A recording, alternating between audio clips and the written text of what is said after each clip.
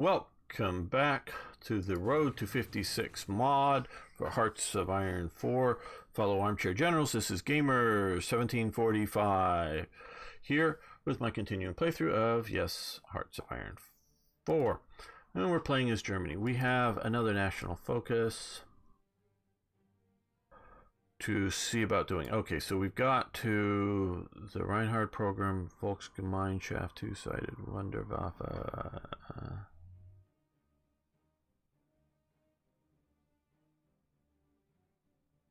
Rootable population, weekly stability, construction speed down.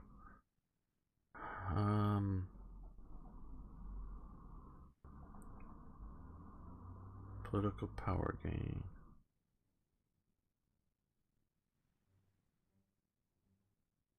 Autarky.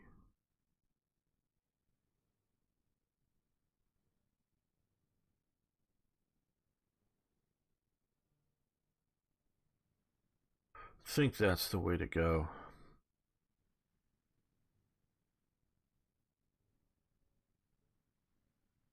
Not just before I jump on one of those, we want to see if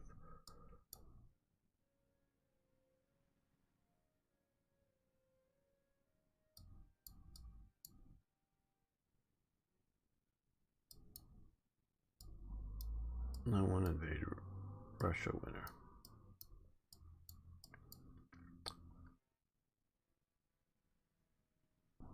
I guess we'll go with that. And we can modify the government, don't know. Are we getting ready to research new aircraft types?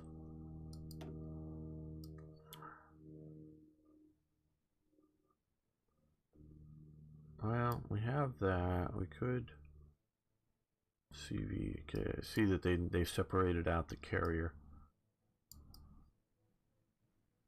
Well, it's looking like 1940 is our next major push.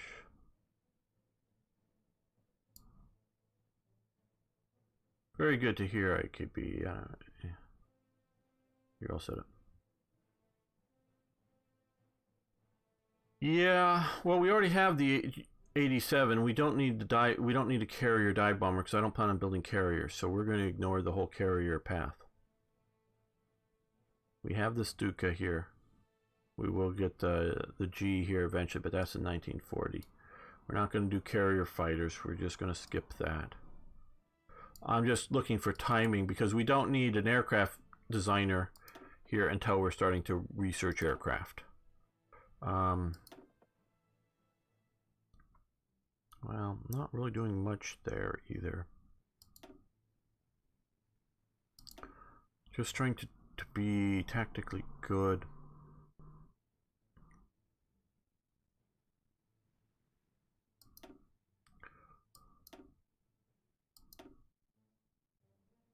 Okay, we need more political power to do most of these. So we're going to wait a little bit.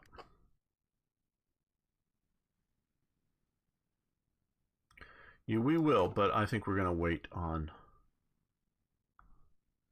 new fighter or new aircraft types.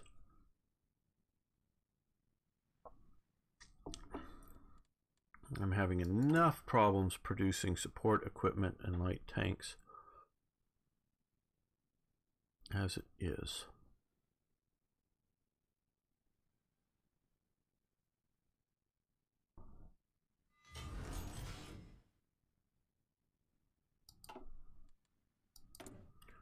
Okay, well, mentioning that, let's get some more support equipment into production. And a couple of more military factories.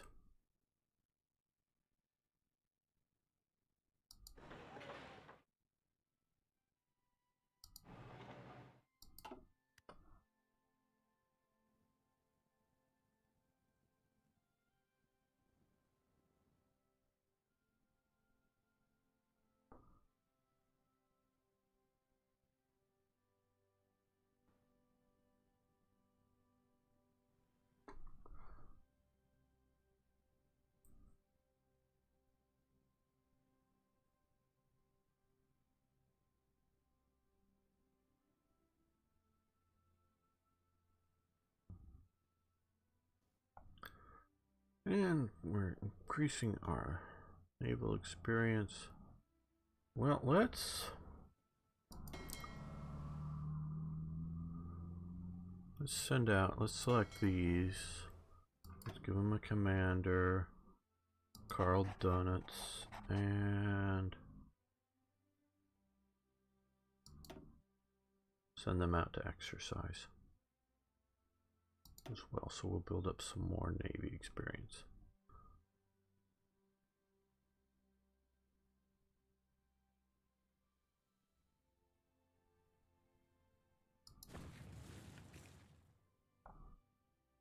And see, we can see our fuel consumption dropped up there, but it's still less than our daily gain, so we're still growing.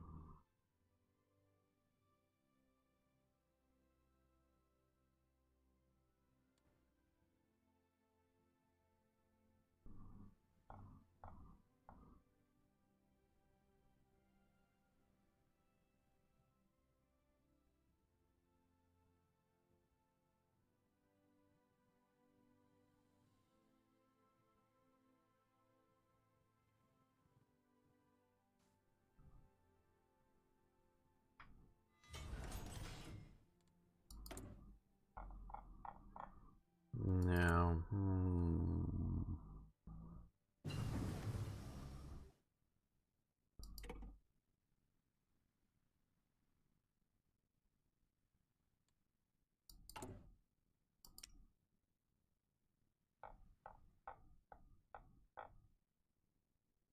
I think I'm researching anti-tank guns. Good. So we'll see about producing some of those soon.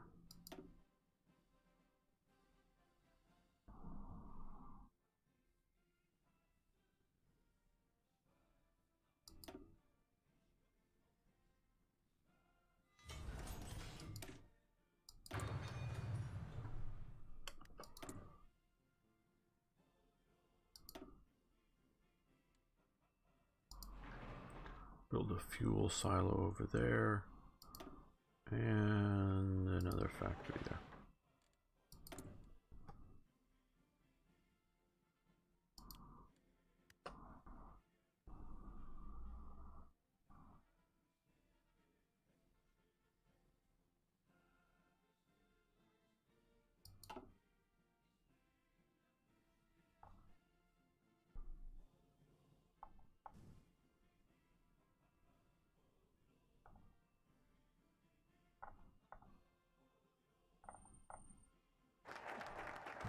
Two-sided economics. Okay.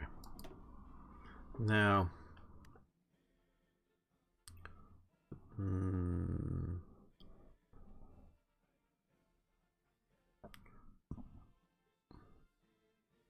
I think we want to go with autarky.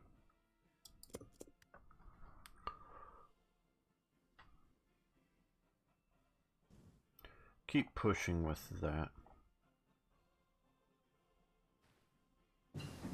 And there we go. Now,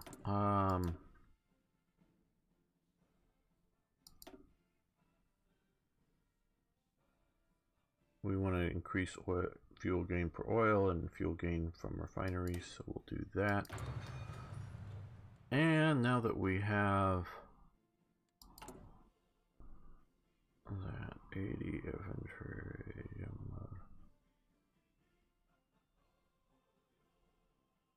well, looking here, medium bombers, barely enough gain of those. I think we will, let's see,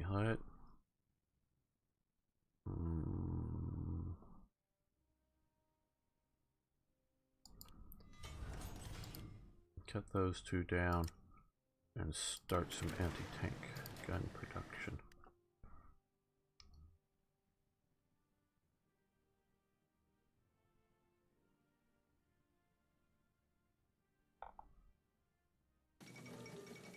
Okay, Czechoslovakia starts border fortification project.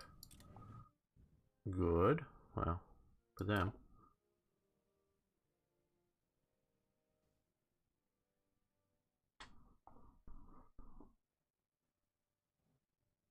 I would say that while the border is this, with Austria not part of Germany, Czechoslovakia has a small chance of success of holding its border. If you remember, of course, World War I, the defensive is sort of king, and they probably think they have a better chance of it, but I think they do have a chance, so long as France is in the war. But we can see here that the short-sightedness that Poland is demanding Zalzis, I'm butchering that, I know, from Czechoslovakia, and not coming to its aid. So, you know, Poland had looked to be a stauncher ally. Okay, yeah, we want to go with sacrifice because we want to come down and get factory output and construction speed back up, because we've picked a few, like autarky, few choices that reduce our construction speed.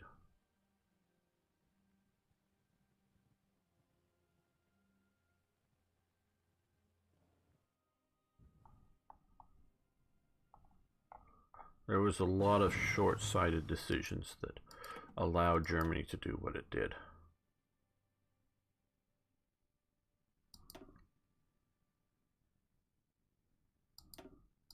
Yeah. We'll do radios.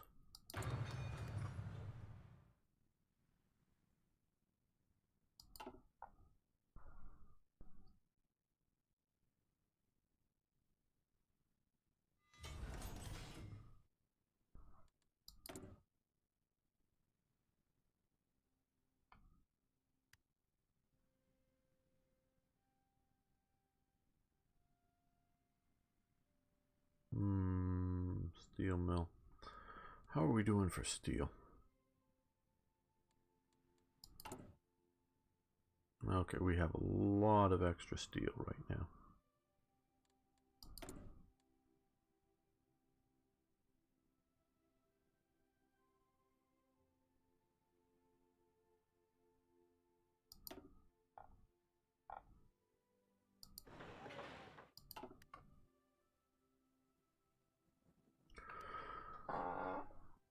Okay, Persiano, thanks for being here. Enjoyed your questions and your additional input. Thanks so much. Hopefully you come back some other time. We do this Saturdays. Of course, my YouTube channel you can check out and subscribe to if you haven't already.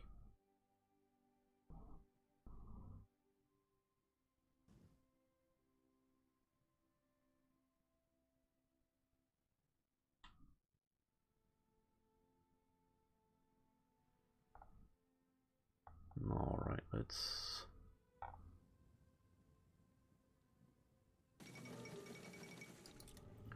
Now, I'm used to an event that will, or a decision that will give us the west wall. Is there one still here? Okay, or should I be worrying about building that as well?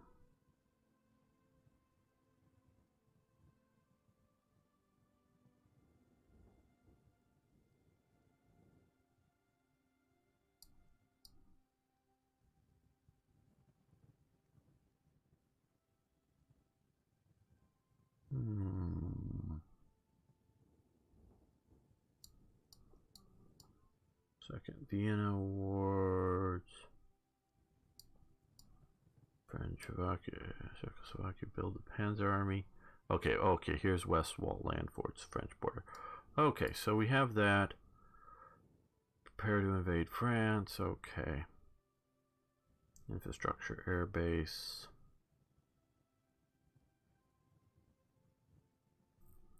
Okay, good. So when we can, which we need a bigger army, well,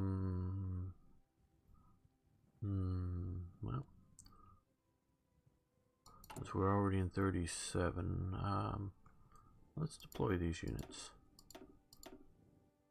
At least the ones that are mostly or more than half trained up.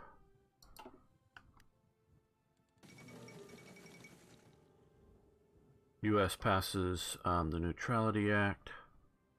Tensions rising. I thought it was later than this. After the Marco Polo Bridge and the other things. Okay. Well, I don't know for sure. Do alliance with Italy. Okay, yeah. Okay, we've got enough to do the Anschluss.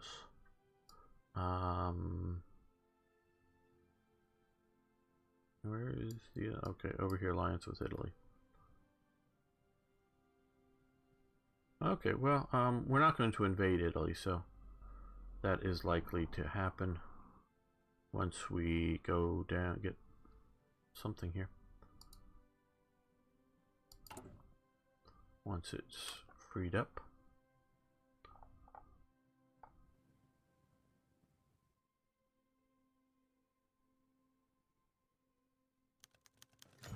Okay, Danzig wants support in replacing the city's commissioner. The city of Danzig has many problems with its current commissioner, Lessiter. Lessiter has actively tried to block the city's policies and some of its laws from being enacted. Danzig is asking for our support. To the petition, the League of Nations to appoint a new city commissioner who will be more accommodating. Anything for our German brothers. Best not to upset the order of things. No, I didn't even actually quite honestly notice the free city of Danzig.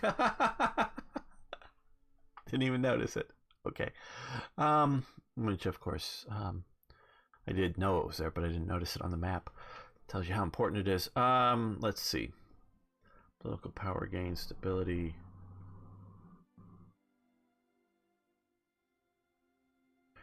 Definitely and I haven't heard about this, quite honestly. This is new to me. But if you look at stuff in this time period, it is overwhelmingly pro-German, pro-Nazi, the city. And it's really set up that way. And a lot of the German outside of Germany that wants to become part of Germany, they just are pro-Nazi, not so much because they are National Socialist as opposed as more they just want to unify with Germany, and that's how they see that as a policy statement.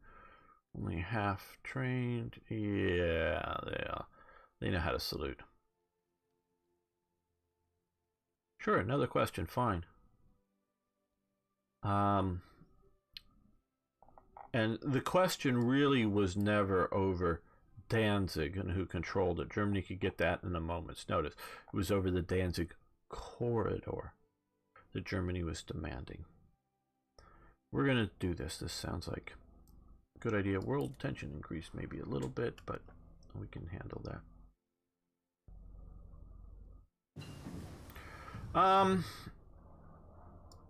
No, I wouldn't say every country should, because if you're somebody like the U.S. who probably produces plenty of fuel, plenty of oil just out of its resources, and then has these technologies that converts it, get more gain from the refineries, it's fine. What the fuel silos is it just allows you to have a larger operational reserve. So if you're Britain, and I'm thinking, do they have enough oil? Maybe. Or if you're Britain and you can, this was mostly what I was doing for Britain when I played it recently, is just importing oil from the US as needed. So instead of having a stockpile. But if you were playing a Romania, a Poland, some nation like that, Iran is probably producing enough oil, doesn't need to stockpile. Now, if you're playing as Japan, yeah, I can see the need to. So it's on a case-by-case basis. If you have USSR, they probably, again, I haven't played the USSR with the new fuel actually, to find out how much fuel they're getting, how much they need. But probably not, is my guess. That would be my guess. Again, I have not played it with the new system, so I don't know for sure from, like an experiential point to be able to tell. Rubber plant, okay, a little too soon.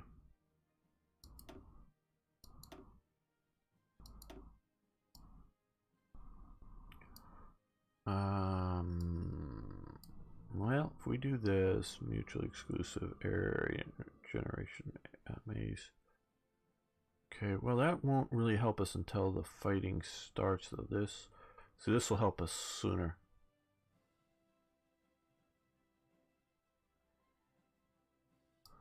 I hear they think that China's building a new carrier.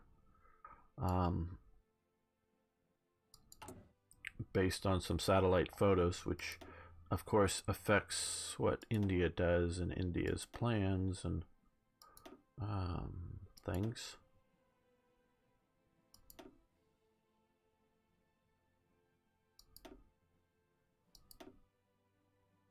Yes, infrastructure, but I think we've sort of got that settled for the moment. Let's improve our interwar artillery a little bit.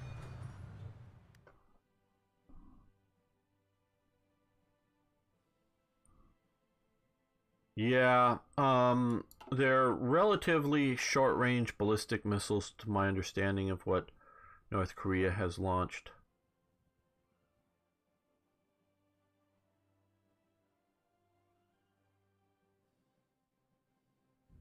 Well, I also hear China is building up its logistics fleets, so to be more of a blue water navy. And this is a maybe a nice time for a pause and a little bit of talk. Navies are designed for certain things, and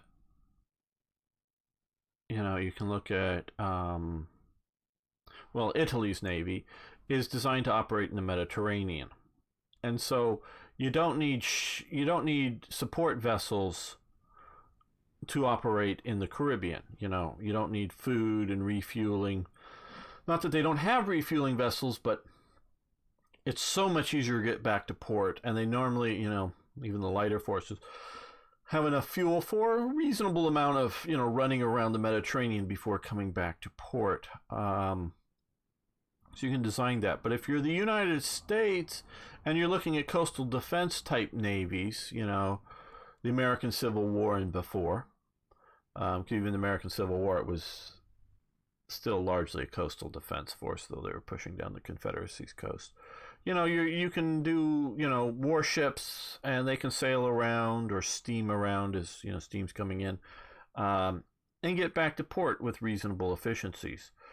Now, Alfred Thayer Mahan, in his book, Influence of Sea Power on History, for his time, talks about coaling stations and, wanting to grab up places around the world so they can refuel, particularly with coal, as being the critical thing. Normally you ought also have water and be able to get some sort of food to put on board your ships from those stations, but coal would be stockpiled from, your national, whether it's British or American or whoever's national stockpile of coal. So they were doing that. Now, in a modern sense, we're no longer, of course, using coal, and you can do some level of islands with, fuel stations on them, but the U.S. has wanted to, because it started looking at the war in the Pacific as being its real major naval focus. So long-range naval projection, as we can sort of see here. This may be a bit exaggerated, but relatively it's way out there. So by having your logistics forces able to support your operations, as well as just, more fuel on board your ships, you're able to project out there. Well, China is moving more and more into a blue water navy, which means it's trying to project its power out further and further. And so, well, yep, I got the Straits of Malacca, and that's where if India has, and it could just be a few submarines, it doesn't necessarily take a lot, but has the capability to effectively blockade it, yeah, that can be done. But you can come, out and around here, around south of Australia, or, if, you have bases, say, in Djibouti. Oh, I think China has a naval base in Djibouti. If you have a port facilities in Sri Lanka, which I think China has, or you have port facilities, which now they're commercial and not naval ports facilities, in Greece. China has bought a Greek port. Well, not that that's really, quite honestly, a threat even to Greece of a Chinese aircraft carrier showing up to attack Greece, but it might sort of be the idea of a carrier basing out somewhere out here that has some logistic support vessels, naval, but, tankers and cargo vessels coming here to their ports in Greece, getting oil, fuel oil and other things coming down here and resupplying out to China. Let's see. Attack submarines, yes. Big carriers aimed at U.S. and company not.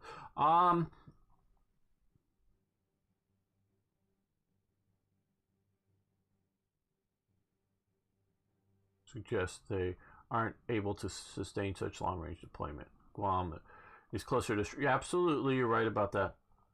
But my understanding is China is investing a lot into logistic support vessels for its Navy. That's my understanding. And where you're right, Azads, that a lot of its earlier naval operations were designed for this area and seeing about, Taiwan in particular. So,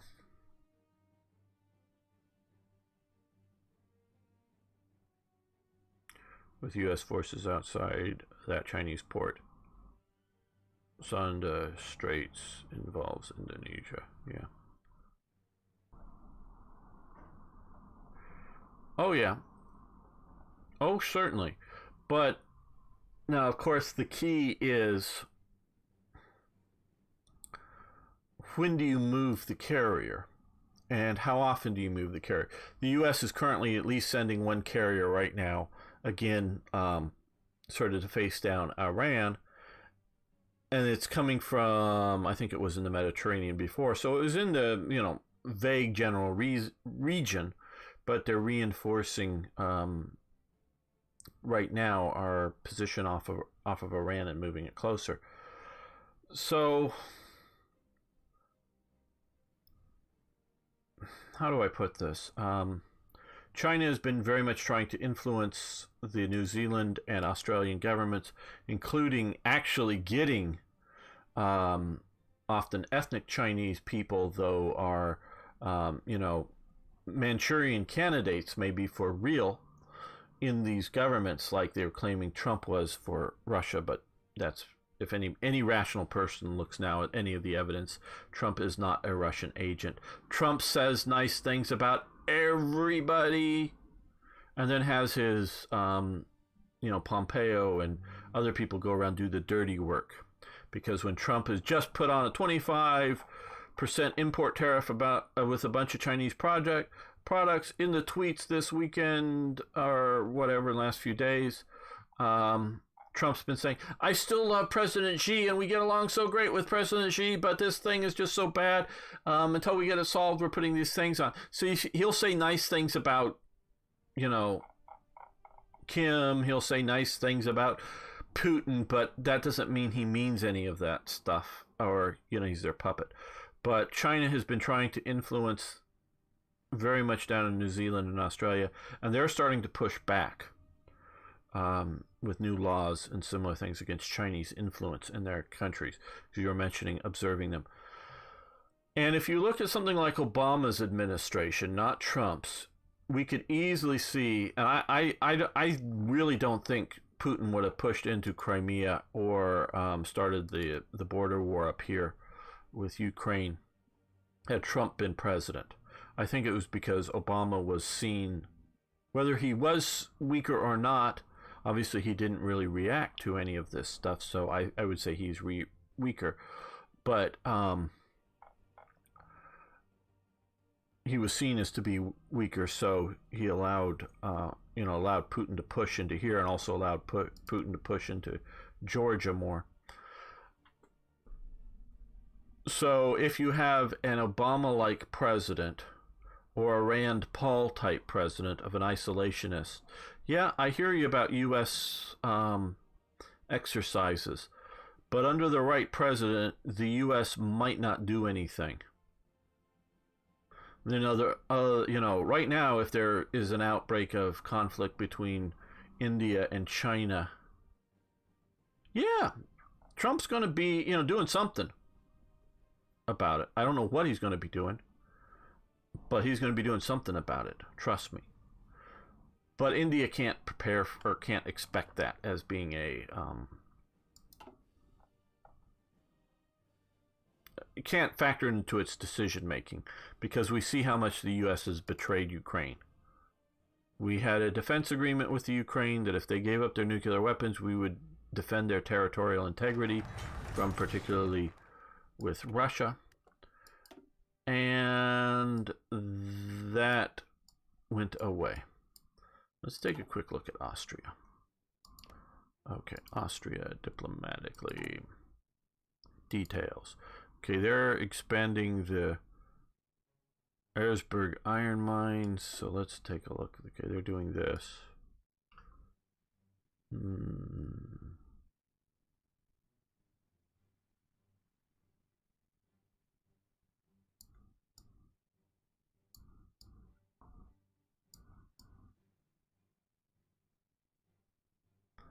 We don't know what other. I'm just also looking at there. Okay. Never rely upon Anglos. Well, you used to be able to rely upon the British. They used to be a reliable nation.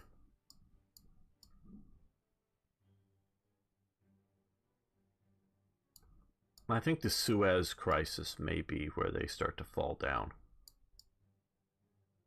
I know you're anti-Anglo sentiments, but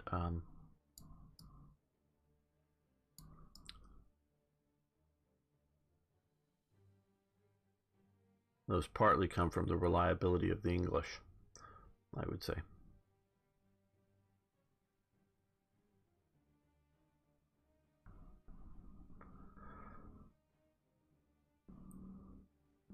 Yeah, I don't.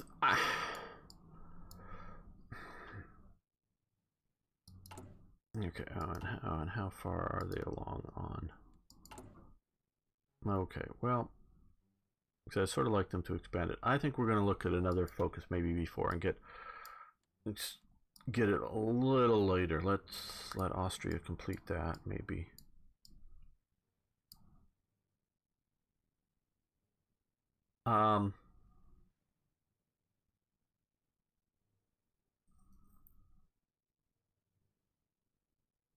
Well, Australia for a long time betrayed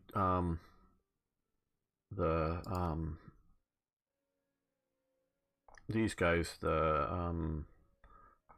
what's it, the East Timorians, and didn't stick up for them like they should have. So we can see them being somewhat unreliable there.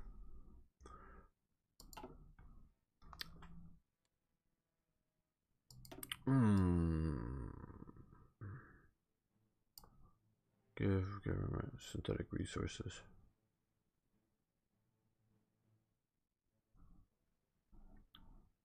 Yeah, let's do this.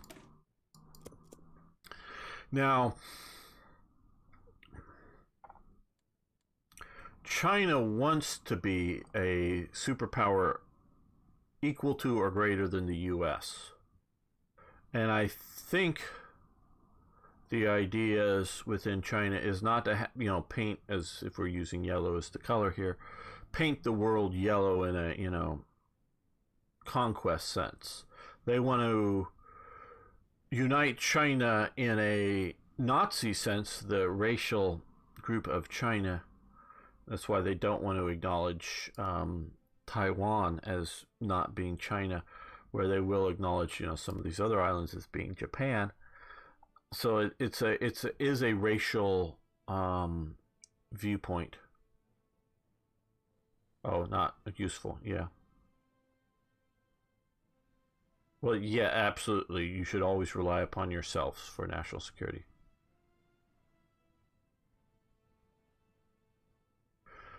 Okay, Brett. If you can make it tomorrow, I'd love to have you in for War Thunder too. But thanks for showing up. Have a good day.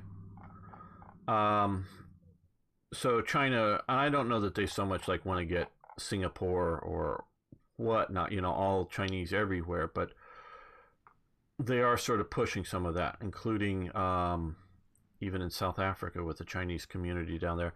And China is definitely looking to expand into Africa. I think they're going to do a miserable failure job of it, but that's what they're trying to do. And I'm not sure why they're trying to do it. I don't know if it's just, hey, we have lots and lots of US dollars that we've earned selling crap to America, so, well, we can buy a port in Greece, and hey, we can, buy some whatever mines over here in Africa, and we might as well spend the money, we got it. So I don't know if it's just that or if it's something else, but they're definitely looking to push into Africa and other places. I don't think they're like wanting to conquer India. I don't know how much heartburn, and maybe Azads has a better idea of it, of territorial conflicts, and there have been some between China and India, whether that's still a big thing. I know China was building a road into Bhutan until India offered to send troops into Bhutan, because Bhutan basically doesn't have an army.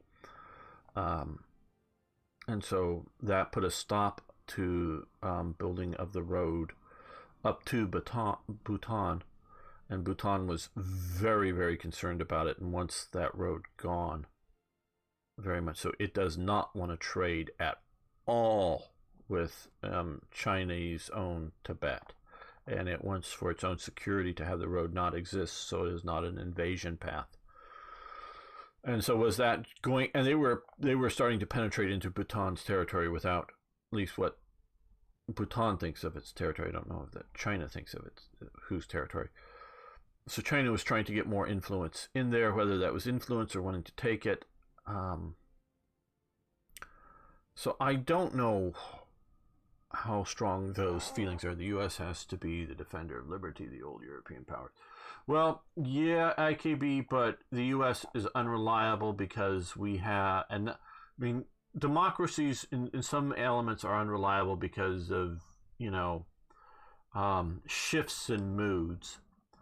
On the other hand, we also change presidents out, and we, get presidents that have different viewpoints.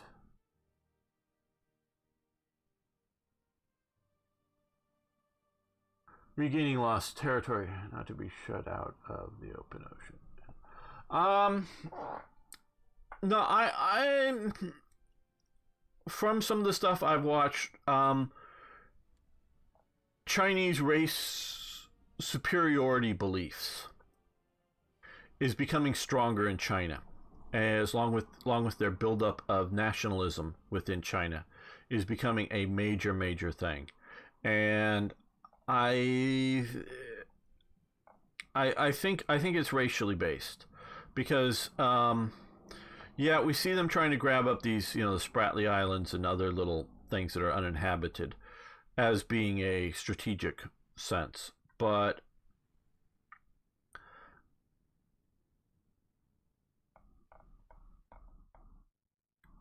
they had a lot of heartburn over Macau and Hong Kong.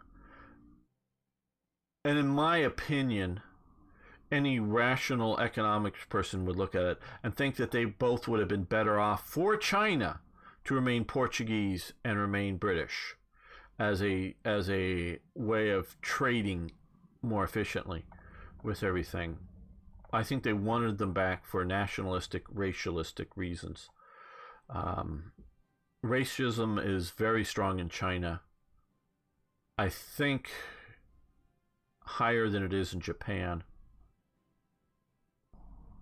And nationalism is growing very strong in China now in the last 5 or 10 years.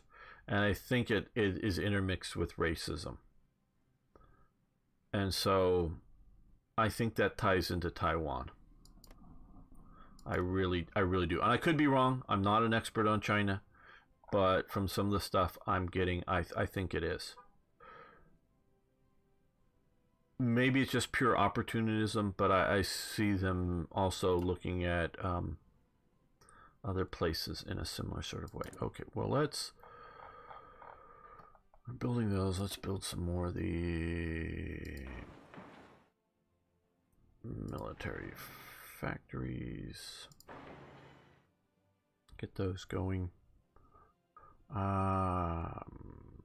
What do we need more? More support equipment. Okay. We are building, what, 3? Okay. Support equipment. There we go.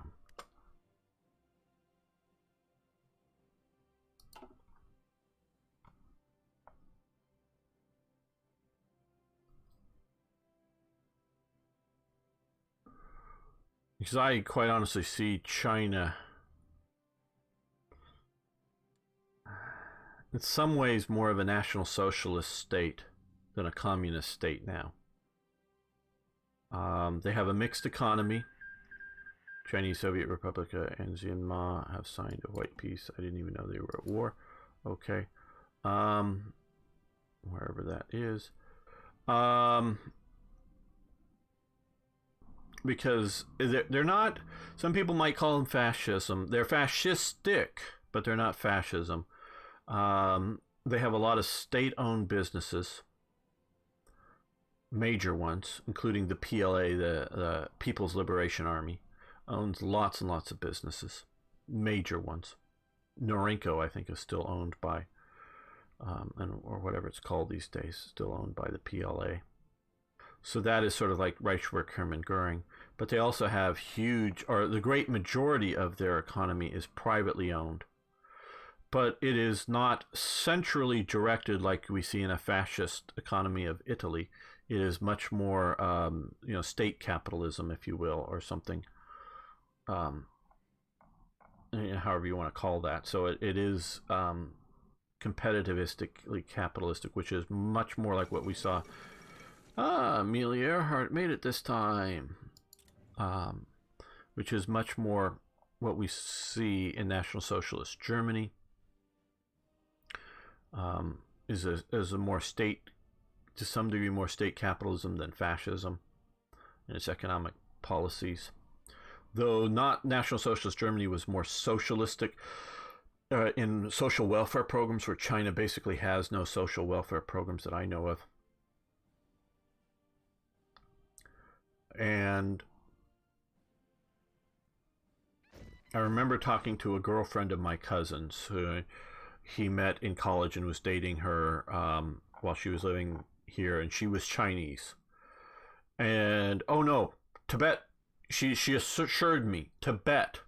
They're all Chinese. They all love being part of China. She just couldn't hear of the idea that Tibetans were, one, a different racial group, and two, did not want to be part of China.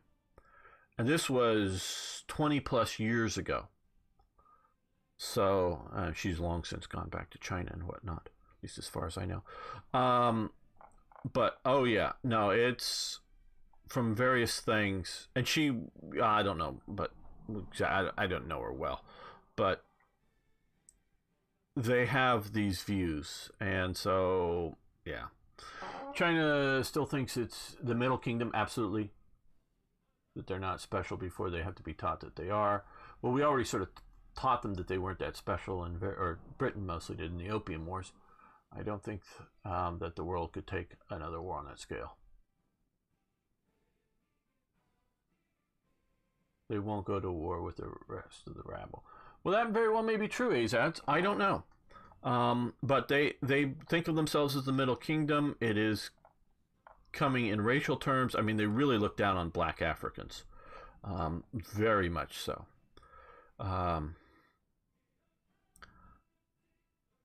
I don't know all of their racial hierarchies, but they see themselves as a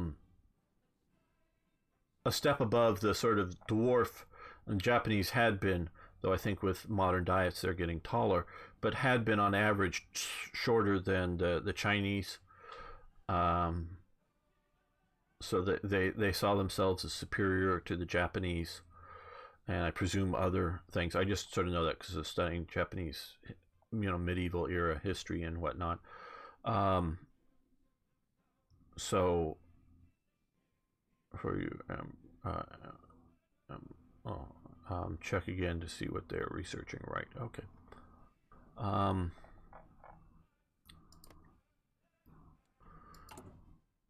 Okay, they almost got the mine done, so that's probably the next time. But we'll see what they're doing. No national focus set. Construction. Okay. Oh, we'll check that out in just a moment. Yep. Excavation is the next one on the ticket. Okay, subsidized copetch. Okay, what is this? This no, it doesn't interest us because we won't inherit those bonuses, and I don't know research slot. We won't benefit from that when we take them over. So now, if this is going to be, maybe done before we get to them, because it'll be after that. But as opposed to like Vienna Oil Basin, which I don't know if they've done. Japan has declared war on China. Marco Polo Bridge incident. Okay, now.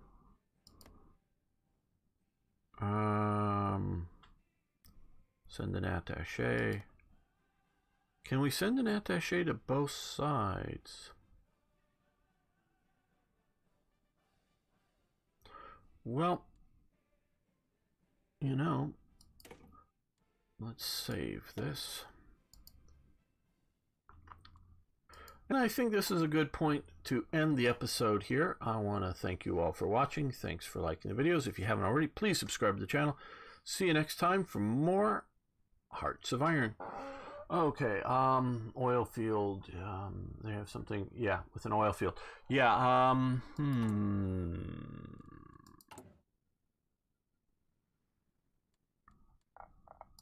They do. Controls over. I don't know whether we can tell if they've got this one yet or not. I don't think we can. No, you can't send to both sides. Okay. Hello, Bandomek. Good to see you. So yeah, it's going to be a while. I don't know that we want to wait past this to see what else they do. Hopefully they've done expand the Vienna oil field basin.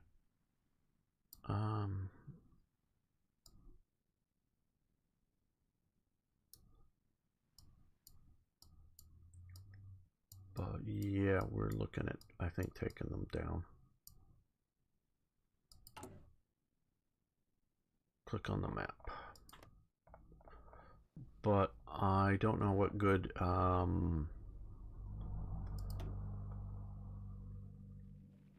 for resources we can see here. Oil produce 13. So I don't know what it would produce with or without that. But 13 sounds like a lot.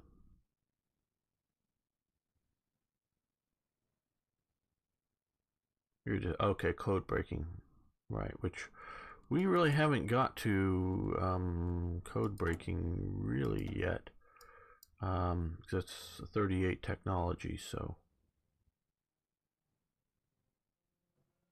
the resource map.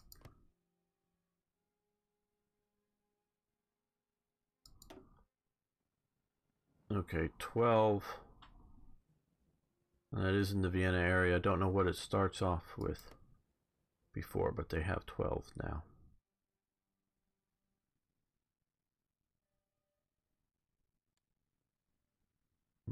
That will be helpful when we take it.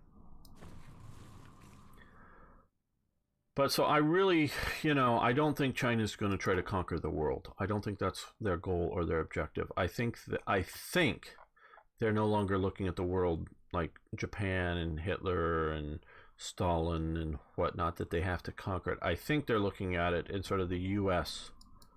perspective, in that they want to have a secure country that's a big mega country, and they want to have bases, influence,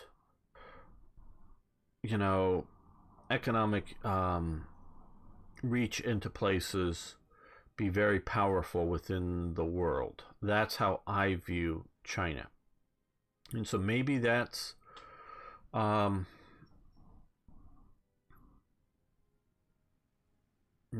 I said, going to keep them from having wars. But what happens when Malaysia defaults on their loans or something to China, which they sort of canceled a bunch of things and sort of kind of have done recently, a bunch of projects, and then China decides to, well, since you've defaulted on, however many hundreds of billions of dollars in loans, we want, payment in, one of these things here, some of these resources. And they say, no. What's going to happen then? And what is China going to do? India is rising as an industrial power, and because of tariffs, a lot of the companies, including some of the Taiwanese companies that had been making major computer components and primary computer components in China, have been moving some of the factories back to, or some of the production back to Taiwan. And I believe they are moving some to India and some to Vietnam. I should click out here to Vietnam. So that they are shifting some of the, what had been Chinese,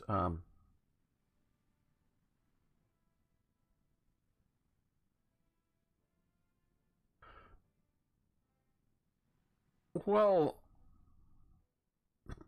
I don't know if you understand warfare, but it's sort of condescending thing. China can sit off of freaking a Malaysian port and sink ships with its submarines. It doesn't have to have enough of a military to put troops into Kuala Lumpur and conquer the whole nation, to go to war with them. It doesn't. And of course, China has enough military power if it's going to nuke Malaysia. So China, it's like, if the U.S. wants to go to war with Malaysia, yes, it can try to again put divisions into Kuala Lumpur, and the U.S. could do so because the U.S. divisions are capable of going there. Whether that would mean another extended Vietnam or Malaya type war, insurgency war, that's another question. But the U.S. most assuredly can right now take out it. But what the U.S. really can do is do a sort of Bosnian war situation, as they did to Yugoslavia, is if they really got pissed at these people, they could start bombing, industrial centers. They could, blockade bomb any ships coming in and out of the ports, and they could, put their submarines off to sink it. You can just have that sort of threat of a war and back it up and mean it without being strong enough to, conquer it.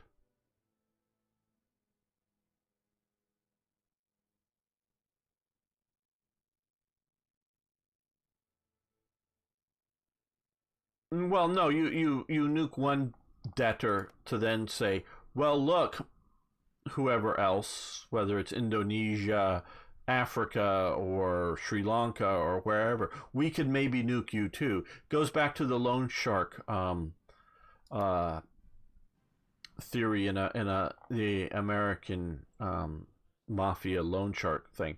Mostly, they just beat you up and hurt you and broke your arms or your legs if you didn't pay up. But once in a while, somebody would run up, and often it was gambling debts, but would run up big gambling debts, get to the point that you can't pay it, and you just stop paying it. You stop trying to pay it. And then they would kill somebody so that the others who could pay it, but it was, very, very painful to pay it, meaning it may cost their business, their livelihood, their home, their whatever, not just, a percentage of their salary or something, but, fundamentally give up some major assets. That when the loan sharks come by and know that this group does periodically kill somebody, no, they don't want to kill most of their debtors who don't pay up, but make an example of one or more of them, is that kind of thing. And that's how I would see China. And no, they're not probably going to nuke them, but maybe they would want to have some training missions with their new aircraft carrier to see.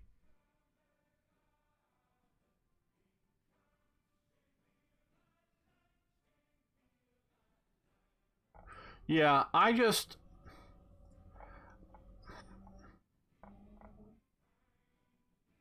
see, I really wonder, and I know what you're saying, AZ, and I don't, I don't know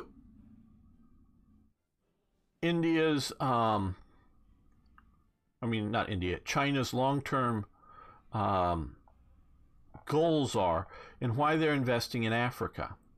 Is it a short-term goal of as much resources as we can get out while the getting is good? Because they're doing phenomenally big loans that the Africans cannot pay off. Because if China can't invade them, what will just happen is it'll be a coup. They'll throw out the current dictator or president for life or whatever the hell, and get rid of him, cancel out the loans, and get the new guy in power. Say, oh, that was the old guy who signed those, not us. Too bad, you lose. Too late, we already have the road, the railway, the whatever that you built for us. Or is it, is it just short term, or is it just, hey, we have the money, we might as well do it. It gets some of our people out working and doing things. I don't know what it is. Or if they're really trying to sink in their roots to do neo-colonialism, as some of the people are thinking. China's blockading some ports would probably get sanctioned at the best and declare war at the worst. Well,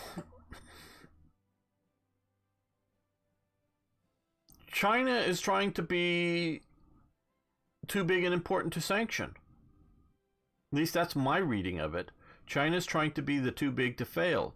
China is trying to be the too powerful that you can't, that you rely upon them, that over some smaller kind of thing.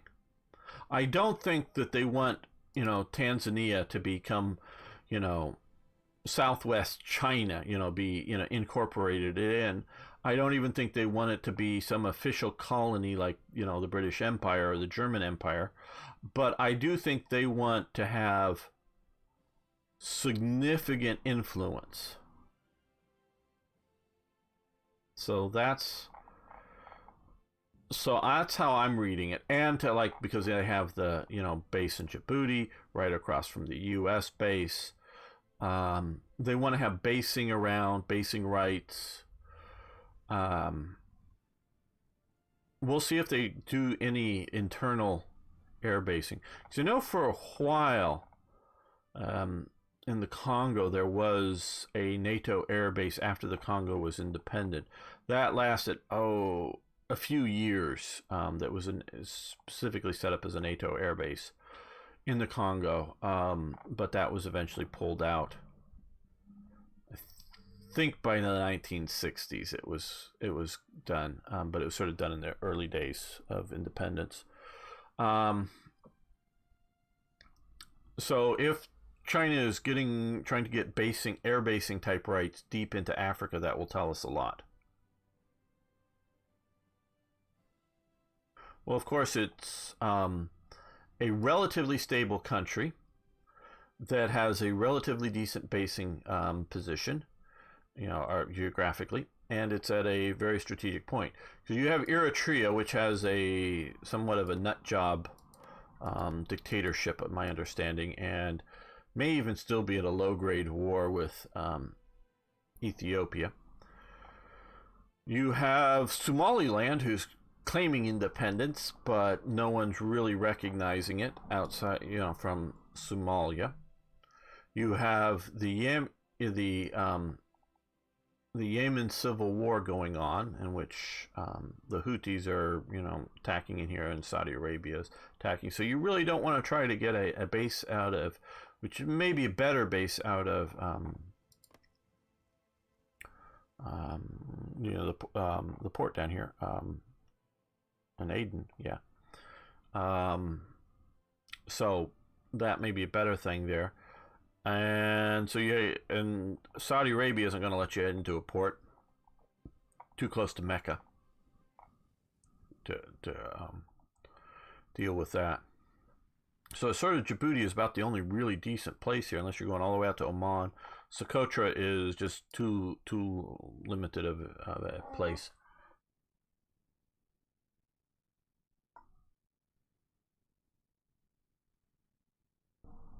Well, who's going to sanction the U.S.? Seriously. If the U.S., let's say U.S. goes after Venezuela tomorrow, which there are definite people high up in the U.S. government, including U.S. senators, Rick Scott of Florida being one of them, by name, wants us to intervene to get rid of the Chavez puppet replacement in support of Guaido. Maduro wants to get rid of Maduro. And us to intervene to liberate Venezuela. Okay. And we do that. Who's going to,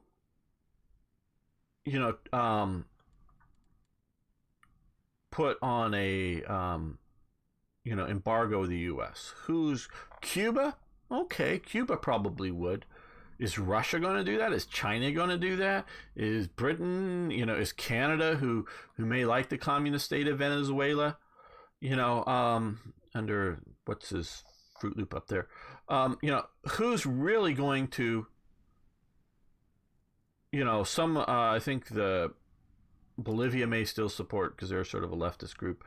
Some minor power somewhere in solidarity, Iran, but what trade do we have with Iran? We're already embargoing them. So who's going to put sanctions against the U.S. for doing something that maybe a bunch of people don't like? Maduro, yeah. So if we were to intervene, and then if we were to cite, we're going to keep it as the first the state of Venezuela is part of the United States of America. We're expanding south now. Who's going to really do that? Now, yes, if the U.S. were to start nuking countries or other things like that, yeah, I could see that. But short of that, nobody's going to, put any sort of, trade restrictions or other things against the U.S. They're just not going to do it.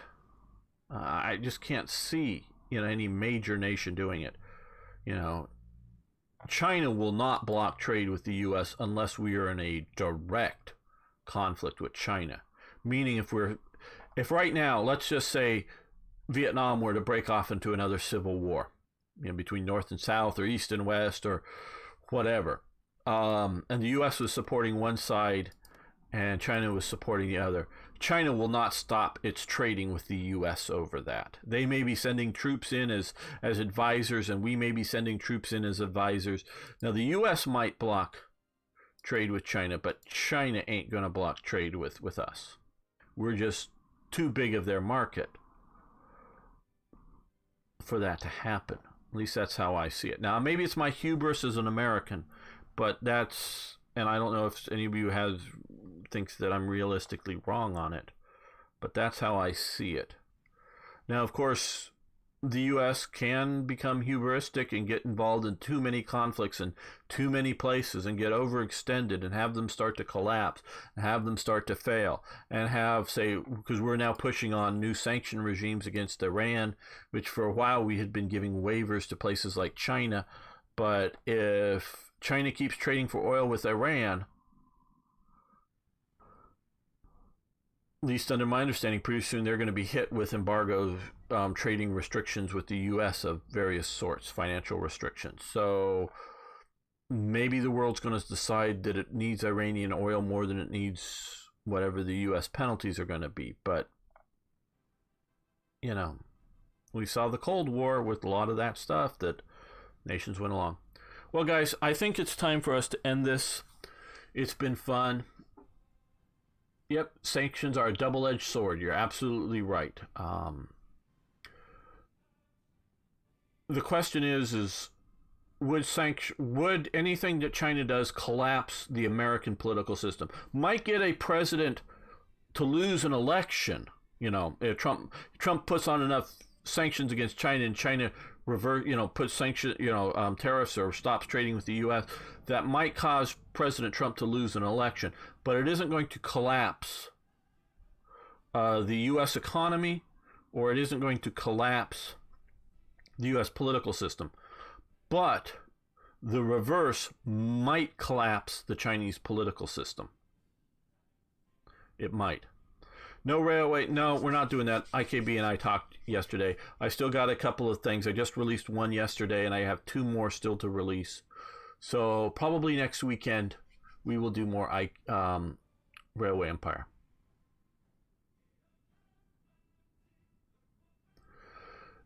No, what the problem is, and people in America, economists.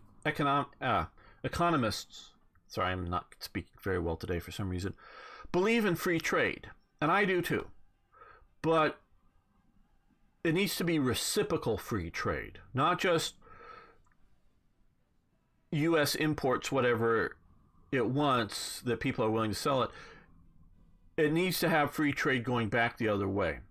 China has limited trade with the U.S., but limited to mainly things that they can't get themselves, like when people talked in the U.S. thing about lobsters. We sell huge amounts of lobsters to China.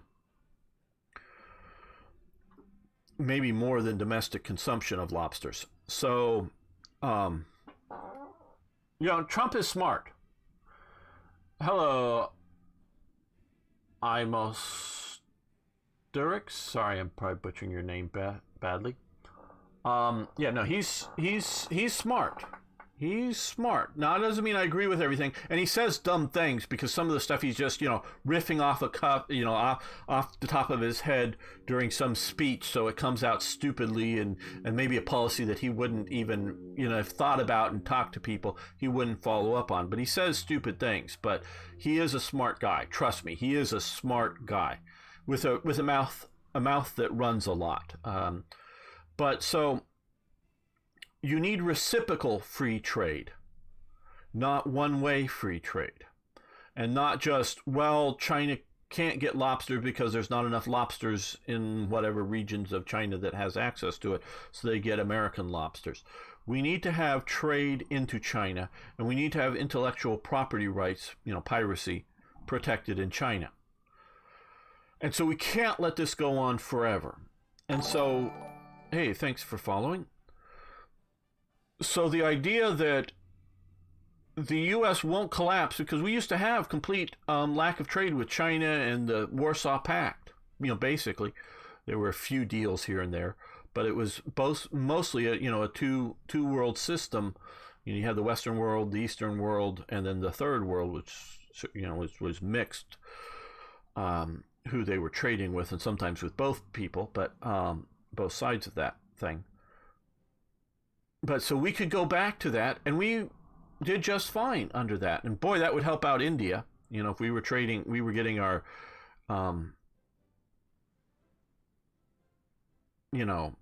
getting our cheaper made goods out of India instead of China. But so yeah, China needs the U.S. more than the U.S. needs China. And the U.S. has been very stupid in its trade relations. It's been highly penetrated by Chinese influence and Chinese, effects. And so I support Trump's negotiating. I don't like tariffs, but sometimes tariffs are what's needed. Well, I think ultimately the Brits did very well going through the Opium Wars. I'm not an expert on the Opium Wars, but I think it was ultimately good for the British foreign policy.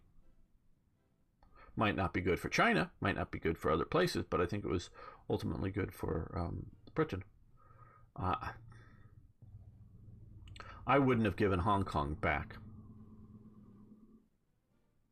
I would have threatened China with, you don't want to extend the you don't want to give us a 50 or 100-year extension to the new territories, because Hong Kong was recognized as British territories. It was the new territories that were sort of temporarily, and that lease was coming up, and enough of the infrastructure that supports Hong Kong is over in the new territories, water treatment, processing, and things like that. That they have pipelines going under the water over to Hong Kong. That was going to go back into Chinese hands. I would have said, we might just recognize the Republic of China as the legitimate government of China, and we'll either renegotiate the deal with them for extension, and or put Taiwanese troops into the new territories to hold the border there and freeze you out. And I think China would have then, for another 20 or 50 years, extended the new territories agreement. And that would have also probably given protection to Macau to stay Portuguese. No, China isn't very weak anymore. I totally agree with that.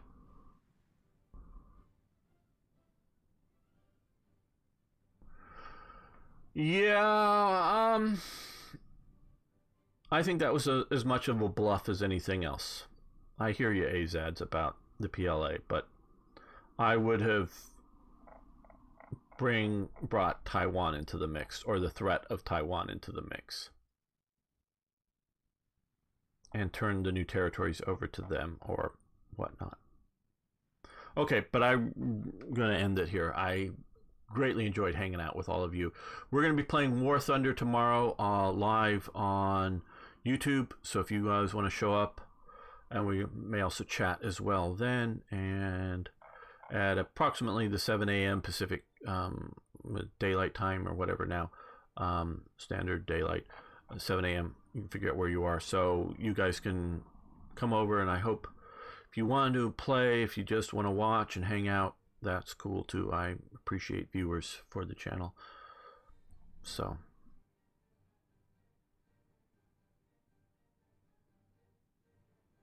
see you next time. Thanks so much.